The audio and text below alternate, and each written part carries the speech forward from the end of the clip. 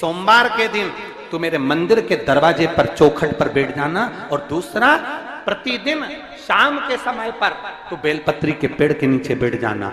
जो तेरी बेल वृक्ष के नीचे सेवा करने आए, जो शंकर जी के मंदिर में सोमवार को जल चढ़ाने आए, उसका जो पात्र जल चढ़ाकर जब वो घर लेकर जाए, उसके पीछे पीछे, पात्र के पीछे पीछे तू जाना और उसके घर में लक्ष्मी का भंडार भरकर आए। लक्ष्मी बेलपत्र के वृक्ष के नीचे तू विराजमान हो जा।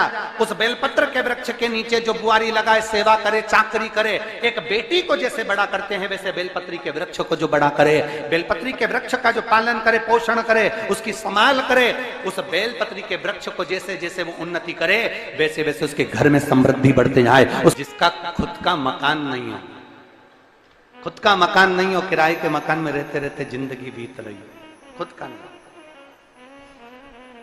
और बहुत दुख का जीवन चल रहा हो, बहुत कष्ट का जीवन, बहुत अपना खुद का कोई मकान नहीं, मान लो प्लाट है पर मकान बन नहीं रहा, या कोई प्रॉपर्टी अपनी नहीं बन रही, तो हम इस व्यासपीठ से कहना चाहेंगे कि एक प्रयोग अवश्य करिएगा, एक प्रयोग अवश्य। अपने आसपास के 5-6 बेलपत्र के वृक्ष देख लीजिए, अपने आसपास के नजदीक के 5-6 बेलपत्र के बड़े बड़े वृक्ष देख लो या छोटे वृक्ष देख लो। उन 5-6 वृक्ष को धीरे धीरे उनकी सेवा करना प्रारंभ करो, उन वृक्षों को बड़ा करना प्रारंभ करो, उन वृक्ष के नीचे सफाई करना प्रारंभ करो, उन वृक्ष को जल देना प्रारंभ करो, उन वृक्ष को आप खाद देना प्रारंभ करो, उन वृक्ष की सेवा संभाल करना प्रारंभ कर दो, उस वृक्ष के नीचे बुआरी काटना प्रारंभ कर दो, झाड़ू लगाना प्रारंभ कर दो, उस वृक्ष के नीचे सफाई करना प्रारंभ कर दो। उस बेलपत्री के 5-6-7 वृक्ष को आप गोद ले लो। गोद लेना मतलब मैं इसकी सेवा करूंगा, मैं इसमें जल दूंगा, मैं इसके खाद दूंगा, मैं इसकी सेवा करूंगा, कुछ मत करो, बस केवल इस शरीर से उस बेलपत्र के वृक्ष की सेवा करना रोज प्रारंभ कर दो। 6 महीना इंतजार करना और 6 महीना लगातार सेवा करना, 7वां महीना आपका और हमारा, और बताना कि भोलेनाथ ने प्रॉपर्टी दिलाई कि नहीं दिलाई और आगे बढ़ाया।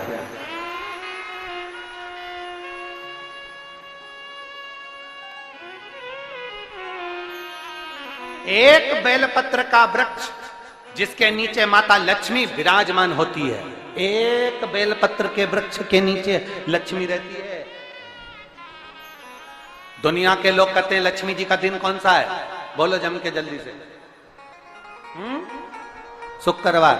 दुनिया के लोग कहते हैं लक्ष्मी जी का दिन शुक्रवार है, पर माता लक्ष्मी से पूछा जाए कि तुम्हारी माता ख्याति देवी नारायण भगवान के साथ तुम्हारी शादी नहीं कर रही थी, शंकर को लक्ष्मी दे रही थी, तब तुमने भगवान शंकर से विनती करी, भोले बाबा मैं नारायण से प्रेम करती हूँ, भगवान नारायण से मेरा विवाह हो। तो माता ख्याति देवी से शंकर भगवान ने विनय कर कर कहा कि लक्ष्मी जी का विवाह नारायण के साथ कर दिया जाए। भगवान नारायण के साथ जब लक्ष्मी जी का विवाह हो गया, तब लक्ष्मी जी हाथ जोड़कर बोलती हैं, बाबा मेरा विवाह नारायण के साथ हो गया, पर मैं आपके चरणों की सेवा करना चाहती हूँ, बाबा आप कृपा करिए कि मैं क्या करूं आपके लिए। शंकर भगवान कहते हैं, लक्ष्मी बस 2 चीजें कर दे, एक सोमवार के दिन तू मेरे मंदिर के दरवाजे पर चौखट पर बैठ जाना, और दूसरा प्रतिदिन शाम के समय पर तू बेलपत्री के पेड़ के नीचे बैठ जाना। जो तेरी बेल वृक्ष के नीचे सेवा करने आए, जो शंकर जी के मंदिर में सोमवार को जल चढ़ाने आए, उसका जो पात्र जल चढ़ाकर जब वो घर लेकर जाए, उसके पीछे पीछे, पात्र के पीछे पीछे तू जाना और उसके घर में लक्ष्मी का भंडार भरकर आए। लक्ष्मी बेलपत्र के वृक्ष के नीचे तू विराजमान हो जा। उस बेलपत्र के वृक्ष के नीचे जो बुआरी लगाए, सेवा करे, चाकरी करे, एक बेटी को जैसे बड़ा करते हैं वैसे बेलपत्री के वृक्ष को जो बड़ा करे, बेलपत्री के वृक्ष का जो पालन करे, पोषण करे, उसकी संभाल करे, उस बेलपत्री के वृक्ष को जैसे जैसे वो उन्नति करे, वैसे वैसे उसके घर में समृद्धि बढ़ते जाए, उसके घर में वैभव बढ़ते जाए। ये शंकर भगवान माता लक्ष्मी से करे, भगवान शिव माता लक्ष्मी से करे। तो भस्म, अगर शिव के मंदिर में भस्म मिल जाए, शंकर पर चढ़ी हुई भस्म अगर मिल जाए तो, और अगर भस्म ना मिले ना, तो शंकर के जो शंकर भगवान का जो शिवलिंग है, शिवलिंग के आसपास में जो जलाधारी है, यहाँ अगर भस्म ना मिले तो इस जलाधारी पर अपना हाथ स्पर्श कर कर अपने तन पर उसको लगाकर जरूर आओ। भस्म एक शंकर पर चढ़ा हुआ जल, दूसरे नंबर पर है शंकर पर चढ़ी हुई भस्म। ये दो स्पर्श जरूर, स्पर्श। एक भस्म का एक बड़ा सुंदर चरित्र आता है। दूसरा, जिस भूमि पर बैठकर कथा सुनो उसकी रज को अपने मस्तक पर थोड़ा सा लगाकर अवश्य जाओ, तो जीवन का एक आनंद है। और शंकर के मंदिर में जाओ तो दो चीजें अवश्य लेकर आओ। पहला, शंकर जी पे चढ़ा हुआ, जम के बोलो, जल अवश्य लेकर आओ। क्योंकि जब तुम जल लेकर आते हो, पात्र लेकर आते हो, तो मेरा महादेव लक्ष्मी जी को तुम्हारे पीछे पीछे तुम्हारे घर तक भेज देगा। चढ़ी हुई बेलपत्र मत खाओ, लोग कहेंगे शंकर पर चढ़ा हुआ ये मत खाओ। हम इस व्यासपीठ से निवेदन करना चाहेंगे कि आप अगर दिल रखकर अपने बाबा से कहोगे ना, तो बाबा पर चढ़ा हुआ जो जल है ना, वो जल साधारण नहीं रहता। मेरा भोलेनाथ जब दुनिया को अमृत देता है तो तुमको भी अमृत दे देता है। दो चीजें कभी मत छोड़ो। अगर मंदिर में गए हो तो दो चीजें कभी मत छोड़ो। कथा में गए हो तो दो चीजें कभी मत छोड़ो। एक, कथा श्रवण करना। दूसरा, जहां कथा बैठकर सुनते हैं वहां की रज को अपने मस्तक पर लगाना। कथा सुनने के बाद आप यहां से जाओ, भले दरी बिछी है, आसन बिछा है, कारपेट बिछा है, उस पर अपना हाथ फेर कर उस रज को अपने मस्तक पर जरूर लगाओ। क्योंकि शिव पुराण में, भागवत पुराण में, स्कंद पुराण में, कुर्म पुराण में, नर्मदा पुराण में, लिंग पुराण में, नारद पुराण में, ब्रह्म वैवर्त पुराण में, जितनी भी पुराणे हैं, सब पुराणों में लिखा है कि जिस स्थान पर बैठकर हम भगवान की कथा को सुनते हैं, उनको याद करते हैं, जितनी देर हम उनको याद करते हैं उतनी देर वो परमात्मा उस स्थान पर बैठा हुआ रहता है। हाथ रखकर बोलना, शंकर भगवान से तुम्हारा रिश्ता कौन सा? शिव जी से आपका कौन सा रिश्ता?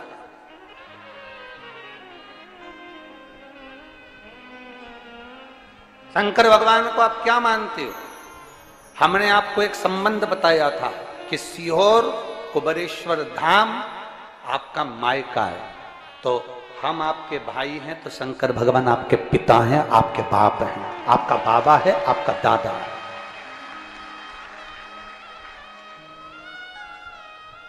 अब आपसे हम प्रश्न करें, उत्तर मेरी कुरुत की बहनें भी देंगी और मेरे जीजा उन भी देंगे और मेरी बेटियां और मेरे बेटे देंगे।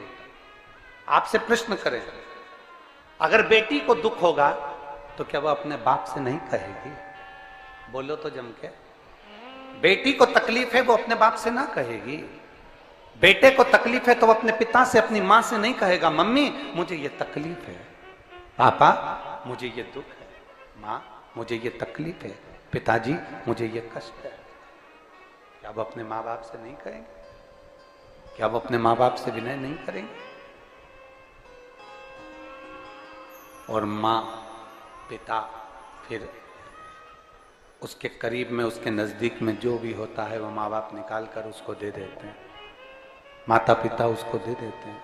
माता लोग कहते हैं कि शंकर जी पे चढ़ा हुआ जल मत पियो, लोग कह देते हैं शंकर जी पे चढ़ी हुई बेलपत्र मत खाओ।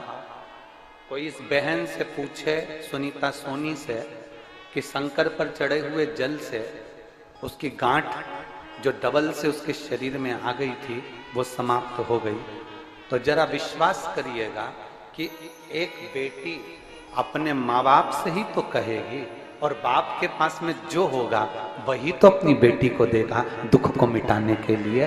तो मेरे शंकर भगवान के पास तो उसका चढ़ा हुआ जल है। दूसरा, जिस भूमि पर बैठकर कथा सुनो उसकी रज को अपने मस्तक पर थोड़ा सा लगाकर अवश्य जाओ, तो जीवन का एक आनंद है। और शंकर के मंदिर में जाओ तो दो चीजें अवश्य लेकर आओ।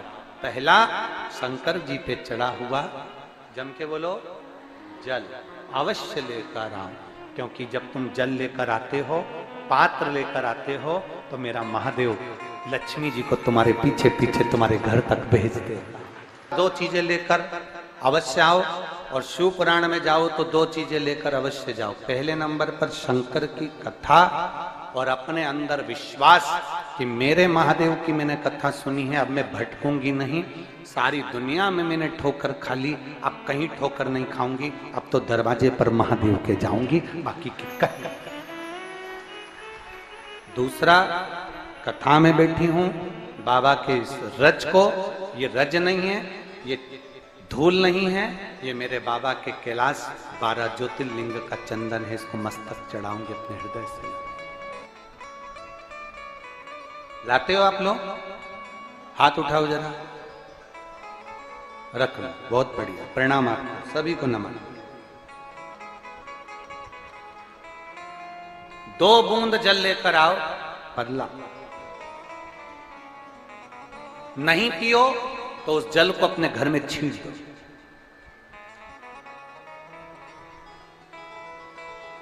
नहीं पी सकते, उस जल को छींट दो। सारे घर के लोग नहीं पी रहे, उस जल को मटके में डाल दो, हंडे में डाल दो। 2 बूंद जल हंडे में डाला, सब पी गई। आपको अलग अलग किसी को देने की जरूरत नहीं पड़ी, किसी को नहीं। हंडे में डाल दो, मटके में डाल दो, सब उस पानी को पीना रात।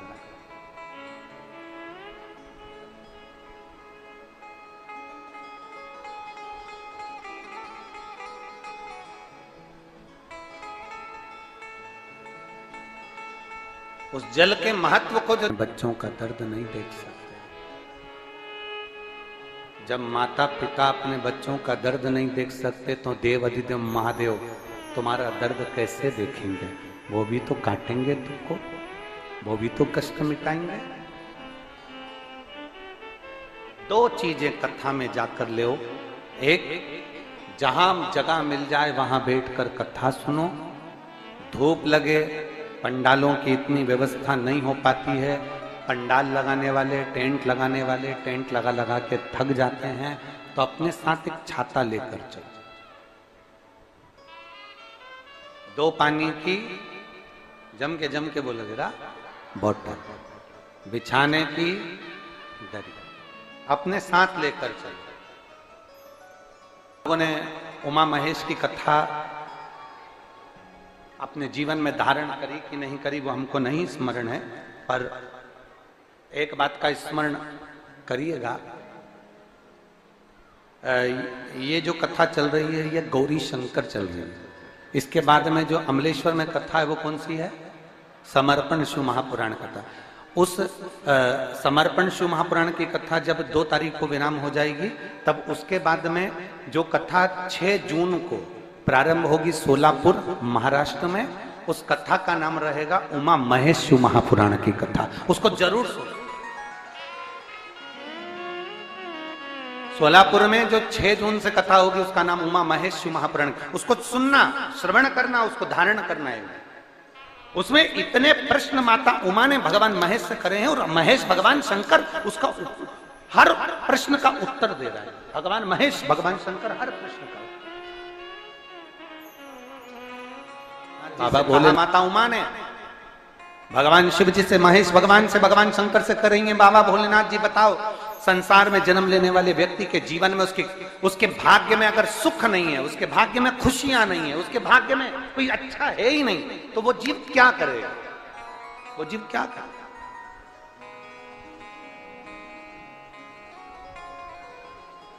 भगवान शंकर कह रहे हैं, पार्वती, संसार में जन्म लेने वाला मनुष्य अगर उसके भाग्य में सुख नहीं, उसके भाग्य में अगर खुशियां नहीं है, उसके भाग्य में अगर सुख नहीं है, उसके भाग्य में अगर अच्छा नहीं है, पत्रिका दिखा ली सुख नहीं है, कार्य कर कर देख लिया सुख नहीं है, तकलीफ उसकी जिंदगी में चल ही चल रही है, तो भगवान शंकर कहते हैं, भगवान महेश कहते हैं, उमा, उस मनुष्य को दूसरे का अच्छा करना प्रारंभ कर देना चाहिए, तो उसकी अच्छाई अपने आप सामने आना